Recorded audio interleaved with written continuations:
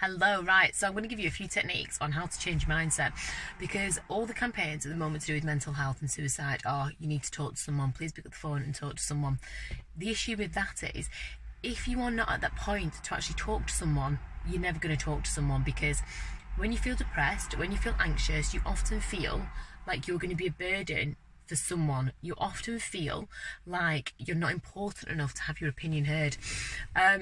And when you feel like that, it's really difficult to pick up the phone and call someone. So these techniques are basically going to help you to get into just that more of a positive mindset, to actually help you to take action, to pick up the phone, to send a text message, to let somebody know that actually you're not okay and you do need a bit of help. Okay, so one thing you find when you are feeling depressed and anxious, you often have a lot of negative self-talk going on. Why am I not good enough? Why is everything going wrong? Why do they not want me? Why are they rejecting me? And when you ask yourself the negative questions, you get negative answers which send you on a downward spiral and make you feel, to put it bluntly, shit. Fucking shit. So what you have to do, every time you become aware that you're asking yourself a negative question like, why am I not good enough? Why doesn't he love me? Why doesn't she want me? Change the question. How can I become more lovable? Actually, no, that's not a very good example. You already are lovable. Ask yourself positive questions. What can I do to make myself feel better about the situation? What qualities do I like about myself that they don't see? And what happens when you start asking yourself positive questions, you will always get a positive answer. And whereas before you were on that downward spiral, now you're on the upward angle. That didn't even make sense. Now you're going up. You're not feeling so shitty. The second one is, this is a big one for me actually. Every time I feel really sort of anxious, or this is something I do to a few of my friends who I coach, I get them to really zone in and focus on the breathing. And this is such a simple technique, but it works, because what happens is when you're focusing on your breathing, you're focusing on two things, breathing in and breathing out. So in, out. In, out. And as you breathe in, mentally say in. As you breathe out, mentally say out. And what happens, all that panic, all that worry, all that feeling of angst gets zoned in, and you just focus on breathing in and out. That is a slight form of meditation, but it allows you to be really present in the moment. And when we are present in the moment, it means that we can't worry about things that are in the future, because we're living in the moment. We can't worry about things that have happened in the past, because we're living in the moment and we're just focusing on breathing in and out. Do that until you feel calm. The first or second time you try it, you'll find your mind will start to wander. When you see your mind wandering again, always bring it back into really long, deep, calm breaths. Another technique, practice gratitude. Now again, when you first start practicing gratitude, it's really difficult to find things that you're grateful for, especially when you feel so low, because again, you feel to yourself, if I had things to be grateful for, I wouldn't feel so bloody shit. But you have to find something to be grateful for. If you have a roof over your head, you are already luckier than all the homeless people. If you have a couple of quid in your pocket, you're already luckier than people who don't. If you have had breakfast this morning, you are lucky than millions of people who can't afford to eat. If you have good health, you are luckier than people who are dying from terminal diseases. You are luckier than a hell of a lot of people. You just have to find them nuggets of gratitude.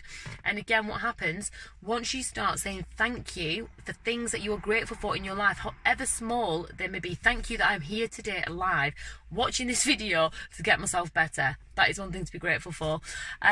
The more you practice gratitude, the more your eyes will open for things to be grateful for. It's very difficult to live in worry and despair and depression when you feel full of gratitude. What's the next one? Next one, and this one's a little bit mental, but it's sound therapy. Well, I say sound therapy, it's like a form of sound therapy where basically you project noises which make you feel giddy and change your mind. It's a technique. You go something like this, you're going to think I'm flipping mental, but you go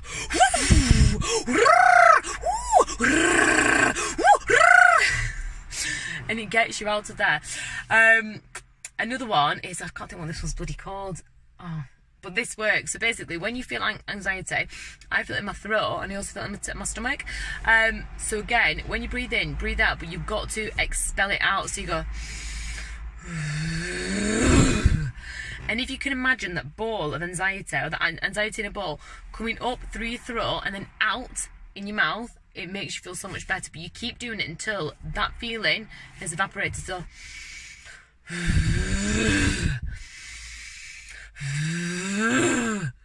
Now, whether or not you believe in manifestation and energies and the power of the universe, or whether you think it's a load of crap, this genuinely works.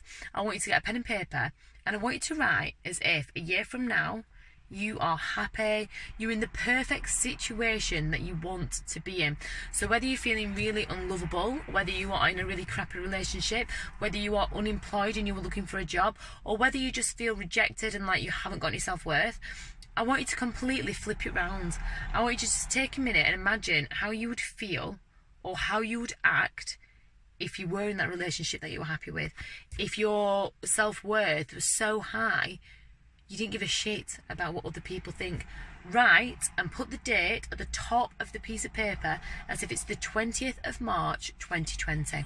Write back, thank you so much that I had the courage and power to change my life. I write this today full of love. I know my self-worth.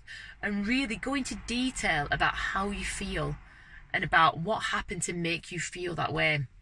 Because what you're doing then, you are actively visualizing in your head how you feel, and you will find when you write that, you might get a bit emotional, but you will find that your energy starts to change, because that will give you a sense of hope. And next one is affirmations. This is basically where you tell yourself how fucking fabulous you are, because you are. Again, the first time I did this, Jesus, it was in my mirror when I just moved over to Sheffield. And I felt like a complete fraud. I felt like I was lying to myself. I burst into tears and then I started laughing. But you look at yourself in the mirror and you start off by just finding 3 things you like about yourself. Now, I know that can be quite difficult for somebody, like for some people. So find 3 things that you like the most. And you've got to search, whether that's your eyebrows, and man are looking pretty on point today, whether that is your generosity, whether that is how kind you can be to people. Find 3 things you like about yourself. Look at yourself in the mirror and say, I am kind.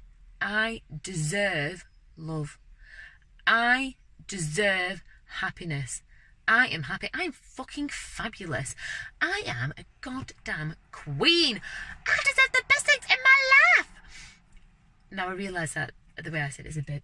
Oh, I'm talking to myself.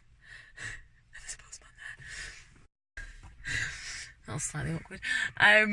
Now I realise the way I say that, you're not, well, hopefully you will be at that stage first of all, but the first time you do it, it can be quite difficult and you will feel like you're lying to yourself, but stick with it and do it every day. If you are feeling depressed and down, and my chances are that you are speaking to people who are everything's shit, everything's rubbish, you tell them something like, oh bloody hell, oh Jesus, you're going through that, oh, make you feel worse. You have to surround yourself with positive people.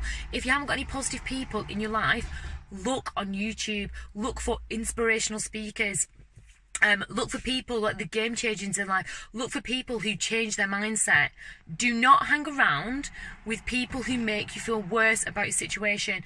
Or don't look on fucking social media, because that is the biggest one. As even for me, and I'm a 32-year-old woman, comfortable in my own skin with 4 children, sometimes when I look on Instagram, I feel bloody awful. I feel like they're doing what I want to do. Why am I not good enough? And then I have to stop myself, rewind, reject myself. I am good enough. They're on a different path. They're on a different journey. And again, it's that positive self-talk.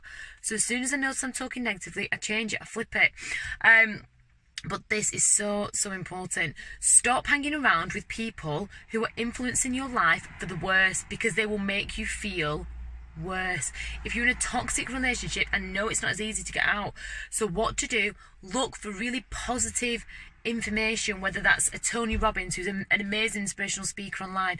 Read positive quotes. As like geeky as that is, you need to fill your life with as much positivity as you can, because when you start living your life with positivity and you start looking for positivity and you start reading positives, what happens is, again, you feel like you have hope. From hope can breed faith. From faith you can breed a sense of, I am going to be okay, I have got my shit together, I will do this.